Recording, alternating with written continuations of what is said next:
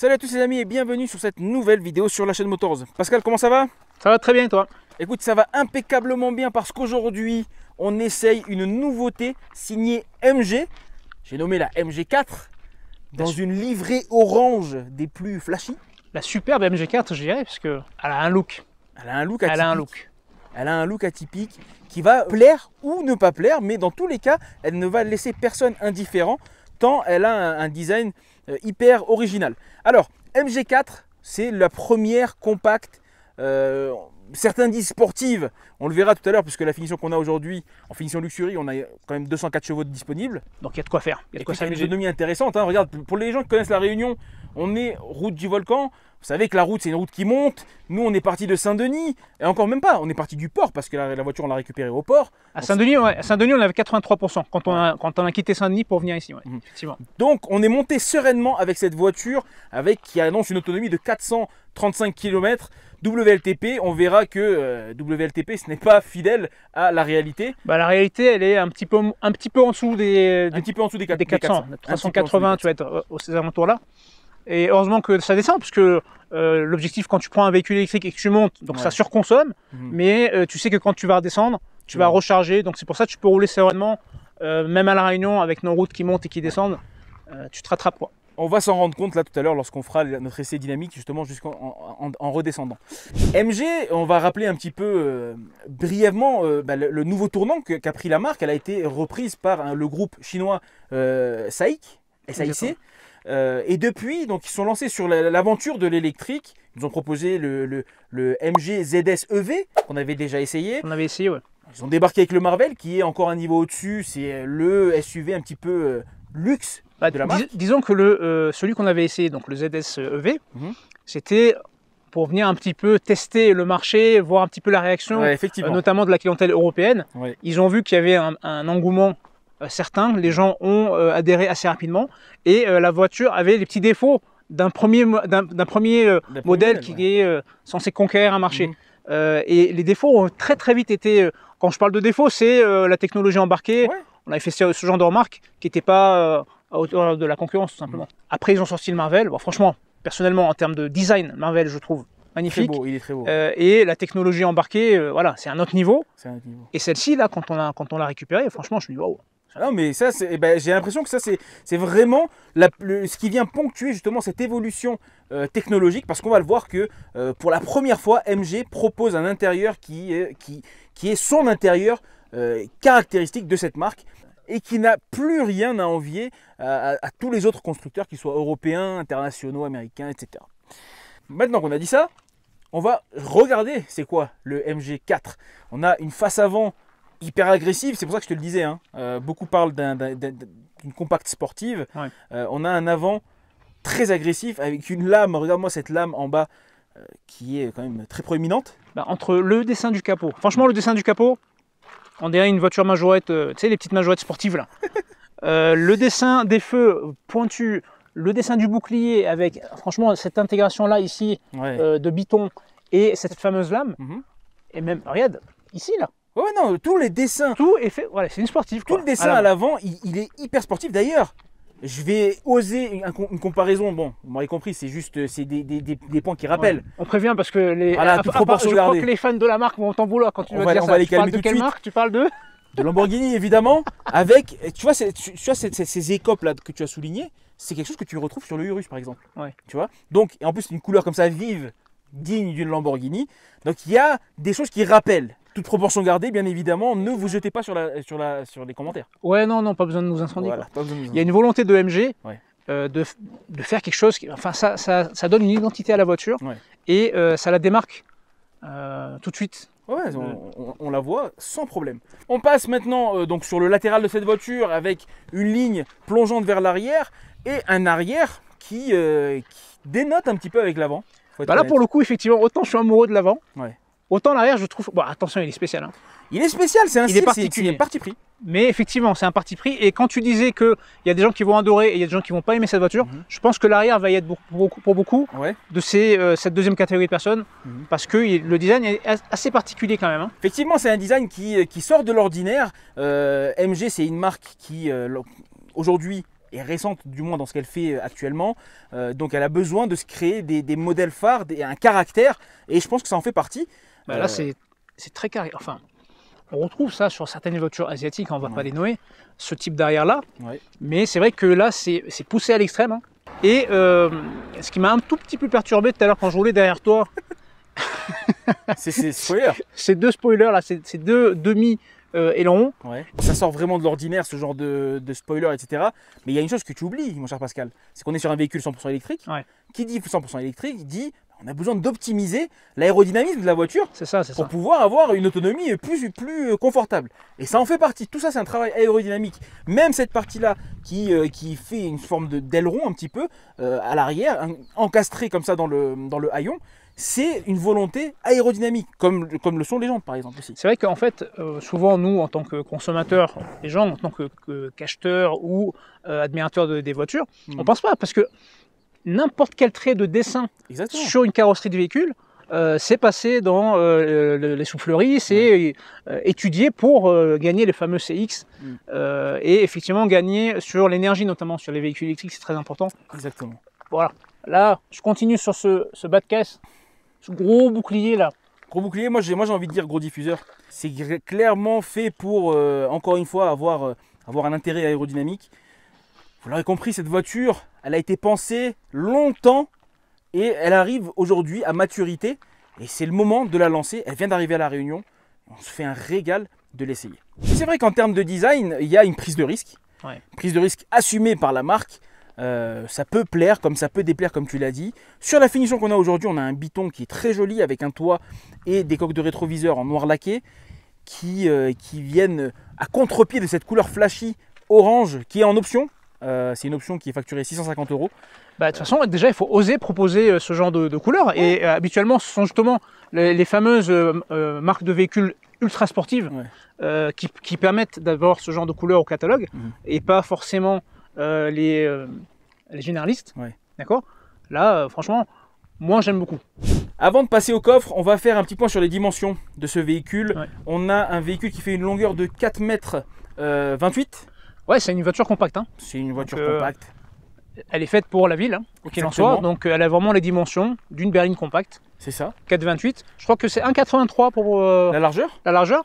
Et 1,50 de hauteur avec un empattement, mon cher Pascal, très intéressant, de 2,70 m. Ouais. C'est vrai que par rapport à cette longueur-là, avoir 2,70 m d'empattement, de toute façon on le voit sur le profil, hein, les roues sont très éloignées, sont quasiment aux extrémités de la voiture. C'est vrai. Et donc ça augure forcément un habitacle spacieux, et notamment pour les passagers à l'arrière, on va le voir.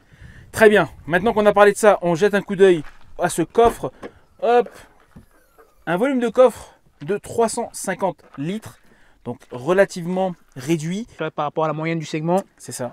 On est plutôt autour des 400, là on est un tout petit peu en dessous. Bon, c'est plancher plat quand même. Plancher plat, voiture électrique, batterie positionnée très bas dans la voiture. Est-ce qu'il y a de la place sous le plancher ? Il y a un petit peu de place supplémentaire. Un petit peu de rangement. Voilà, c'est plus anecdotique pour mettre les câbles notamment de rechargement. Une fois replié les banquettes arrière, tu obtiens 1165 litres de volume. Ça reste un volume intéressant quand même. Donc on reste effectivement dans une partie... la fourchette basse, on va dire. Fourchette basse du segment. Bon, ceci étant dit, on va jeter un coup d'œil à l'intérieur parce que l'intérieur, mon cher Pascal, accroche-toi bien, tu vas être bluffé du travail qui a été fait par MG. Allez. Bon. On ouvre ici la trappe de chargement pour tomber sur... deux prises, courant continu, courant alternatif, disponible sur cette version. Je suis confortablement installé à l'arrière du MG4. Regarde, je te parlais d'un empattement de 2,70 m, on le voit. Je fais 1,75 m, on le rappelle à chaque vidéo. Les gens vont commencer à me dire c'est bon, on a compris. Ouais, parce que si je commence moi à m'asseoir derrière, on aura encore plus de place. Mais regarde l'immense place qui reste entre mon genou et le siège avant, sachant que j'étais assis, c'était moi qui conduisais. Ouais. Donc 1,75 m à l'avant, 1,75 m à l'arrière. La garde au toit suffisante, même si on a une ligne comme ça qui est plongeante à l'arrière, mais ça n'empiète pas sur le confort des passagers à l'arrière.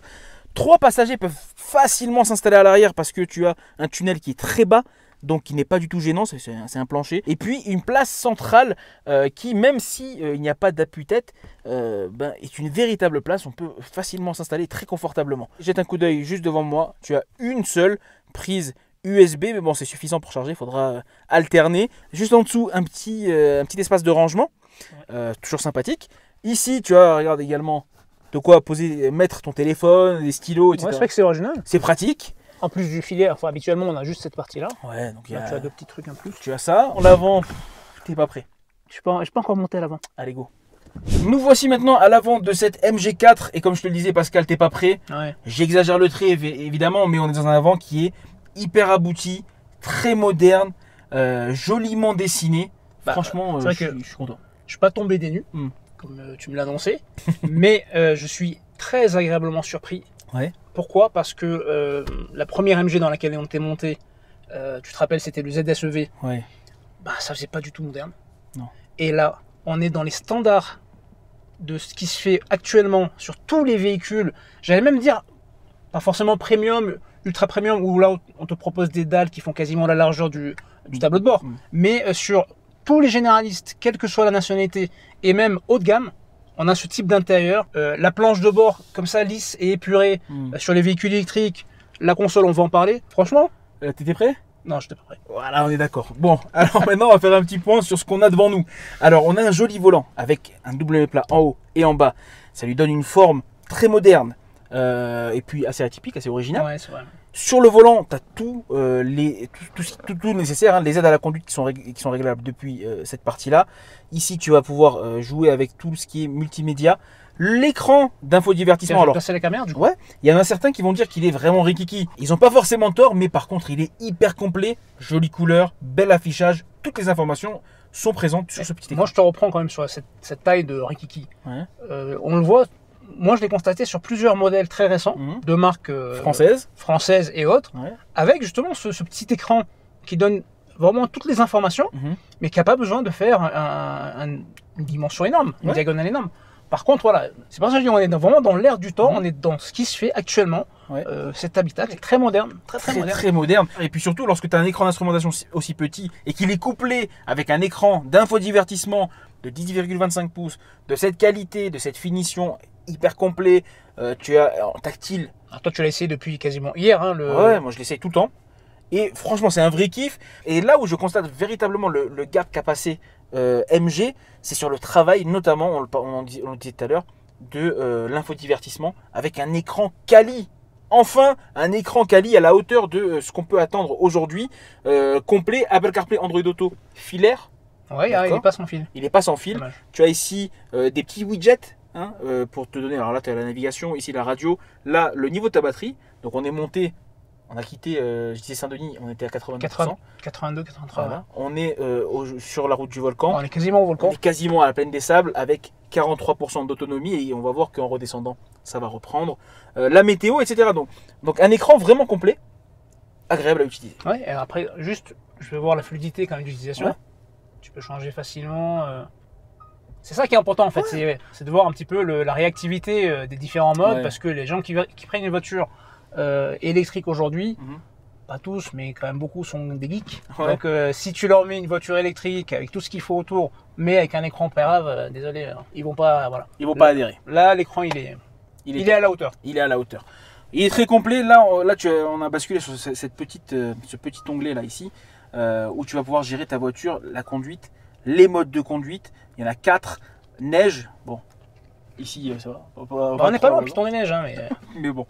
Éco, pas de route. Normal, sport, et puis personnalisé. Si tu as envie de personnaliser par exemple la puissance, tu as une puissance éco, normal, sport. Si tu as envie de personnaliser la direction. Donc vraiment tout est personnalisable, ça c'est plutôt intéressant. Ah, mais il est ultra complet en fait, hein, le circuit. Tu as même des sous-menus quoi. Ouais, tu peux vraiment tout faire. Et puis regarde là, tu as un petit onglet MG Pilote. Hop, je sais pas si on le voit bien, voilà, où tu vas pouvoir activer, désactiver, régler également tes aides à la conduite, tes assistants à la conduite, l'assistance, tout est réglable de prévention sortie de voie, maintien d'urgence dans la voie, sensibilité des alertes faibles, modérées, élevées. Donc exactement. En fait tout est paramétrable. Ouais. Donc c'est plutôt pas mal, hein. C'est très très bien même. Mode économie d'énergie. Ça, c'est vraiment lorsque tu as peur, là, comme nous, là, si on avait flippé d'arriver jusqu'ici. On a 43%. À 43%. On a dépensé que 40% pour monter. Hein. Ouais, et on est large. Hein. Donc, tout ça pour dire que cet intérieur, il est quand même très abouti, Petite balade également sur la planche de bord. Chargeur induction. Chargeur induction. Alors moi j'ai bien aimé ça. Ouais. On l'avait déjà vu sur un modèle suédois que t'as pas une touche de stop and start. Ouais. T'as juste besoin que la clé soit présente dans l'habitacle. Tu choisis la vitesse. Exactement. Arrière ou D à l'avant et la voiture démarre toute seule. Et quand tu t'arrêtes, tu appuies sur P, position de parking. Tu tires ton frein à main électrique. En dessous, tu as des branchements, donc USB, USB-C et prise 12 volts. Ouais. 2 portes gobelets. Ici, un rangement. Moi j'aime bien ces petits rangements qu'on peut fermer. Les petits rideaux, regarde là, tu as même un petit filet si jamais tu veux mettre ta clé pour pas qu'elle voltige un peu partout. Ouais. Tu as de quoi. Ici, hop, c'est assez profond. La boîte à gants, par contre, je l'ai ouverte tout à l'heure, c'est vrai que je la trouve un peu petite. Mais ouais, bon. Ouais, c'est vrai qu'elle est petite. On a vu des voitures avec beaucoup plus. Mais après, il y a quand même pas mal de rangements. Ici, voilà, tu peux mettre une petite bouteille, pas forcément une grande, mais une petite bouteille. Ouais. Et puis, moi, en tant que passager, j'ai quand même beaucoup d'espace. Beaucoup d'espace. Et un petit mot peut-être sur les finitions. Franchement, les finitions sont bien. Les touchés sont agréables. Ouais. C'est moussé. C'est moussé. Le doigt s'enfonce. Hein. Non, franchement, bien. Bon. Ça y est, c'est parti pour l'essai routier de ce MG4 et je vous le disais, l'intérieur me bluffe. Il me bluffe pour une bonne et simple raison, c'est qu'on a enfin chez MG un intérieur caractéristique de la marque et une réelle identité enfin révélée. En termes de confort, on est dans quelque chose qui est plutôt bien abouti, avec un confort au niveau des sièges, un bon maintien également. Et puis pour ma part, en tant que conducteur de ce véhicule, je suis plutôt flatté, plutôt content d'avoir un volant de cette forme assez originale, avec une bonne prise en main et puis surtout des bonnes matières sur cette finition Luxury. C'est franchement appréciable. Et puis on retrouve plusieurs modes de conduite sur cette MG4 auquel on accède grâce à un petit bouton sur l'écran d'infodivertissement avec les modes de conduite, le mode neige, le mode éco, le mode sport et le mode normal. Et encore, pour ceux qui sont un petit peu tatillons, on a un mode personnalisé où on va pouvoir régler la direction et régler la réaction à la pédale de cette voiture. C'est un petit peu dommage qu'il n'ait pas prévu une touche raccourcie pour changer les modes de conduite. Mais en tout cas, on a un bel écran, autant l'utiliser. Avec un poids en ordre de marche qui tourne autour des 1700 kg, comme un petit peu ce qui se fait sur le segment actuellement, on pourrait imaginer que la voiture est un petit peu lourde. Eh bien rassurez-vous, puisque les 204 chevaux présents sur cette version Luxury sont hyper efficaces. Pour preuve, là je suis en mode normal et déjà on a une bonne poussée, mais lorsque je vais passer en mode sport, on s'accroche. Voilà, on a déjà dépassé la vitesse autorisée, c'est une vraie petite fusée. La MG4 est évidemment affublée de tout l'attirail technologique en termes d'aide à la conduite et d'assistant à la conduite, avec notamment l'aide au maintien dans la voie, le limitateur régulateur de vitesse adaptatif qu'on active par une simple pression sur cette touche volant, sur le volant, hop, et puis on va régler la vitesse du régulateur avec ce petit curseur en haut pour augmenter la vitesse, en bas pour la baisser, ça monte de 5 en 5 et puis à droite et à gauche pour régler la distance du régulateur entre la voiture qui nous précède et notre voiture. Je profite d'être sur la route de la Plaine des Palmistes pour vous faire un petit point sur l'autonomie de cette voiture. Avec une batterie NMC de 64 kWh sur notre version Luxury, MG annonce une autonomie WLTP de 435 km. Bien évidemment, les données WLTP étant ce qu'elles sont, on parle plutôt d'une autonomie légèrement en dessous des 400 km pour cette MG4, ce qui toutefois sur notre territoire est amplement suffisant. Qui dit voiture électrique dit système de régénération de la batterie. Ce système, on peut y accéder via, encore une fois, l'écran d'infodivertissement. Sur le menu conduite, on a en dessous des modes de conduite une partie dédiée à la récupération d'énergie qui va nous permettre de gérer l'intensité du freinage régénératif de cette voiture. Il peut être faible, moyen ou fort. Il peut également être adaptatif, c'est-à-dire qu'il va se mettre au diapason avec son environnement pour optimiser l'utilisation de la batterie et se régénérer dès qu'il le peut. Enfin, pour ceux qui sont un petit peu frileux, MG a pensé à ajouter un mode économie d'énergie. Lorsqu'il est activé, la voiture optimise son utilisation pour qu'elle soit le moins énergivore possible et qu'elle puisse vous durer plus longtemps entre les mains. Ça y est les amis, je quitte maintenant la route du volcan, donc ça va descendre jusqu'à Saint-Benoît, histoire de voir comment on va régénérer et combien on va régénérer. Alors là, on est à 43%, 106 km d'autonomie. Je vais aller dans le menu pour activer une régénération forte, histoire d'avoir suffisamment en bas. On va se mettre en mode économique et on va se mettre en mode fort ou adaptatif selon vos envies. En termes de régénération, c'est parti!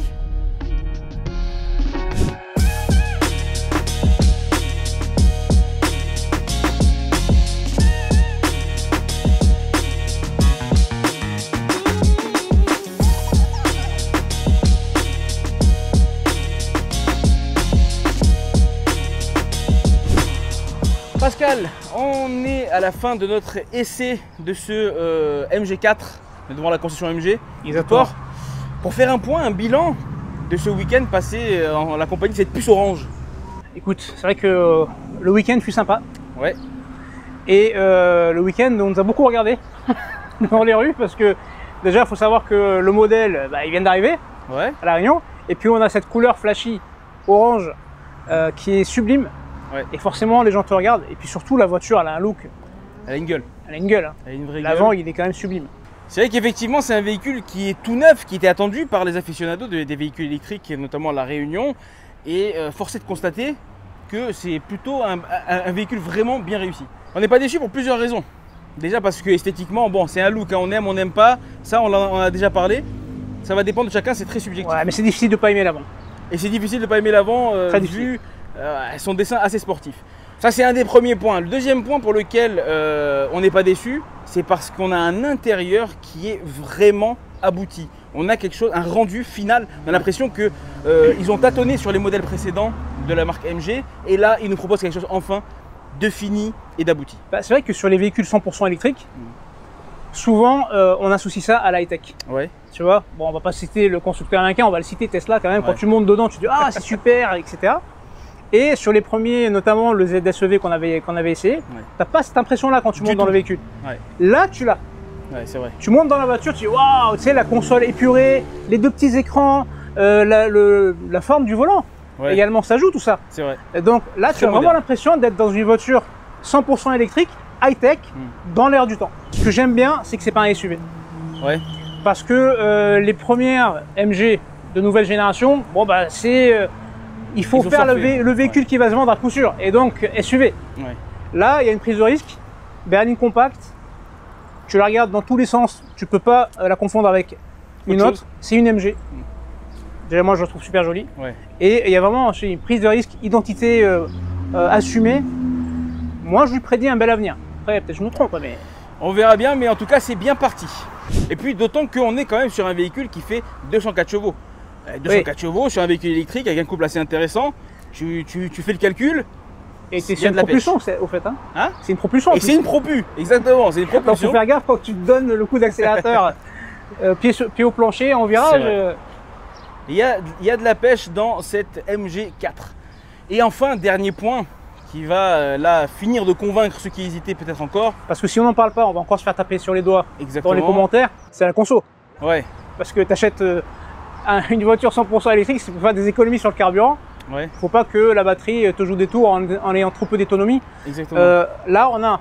C'est vrai qu'on a la grosse batterie entre guillemets, 64 kWh, parce que tu as une version avec 51 kWh. Ouais.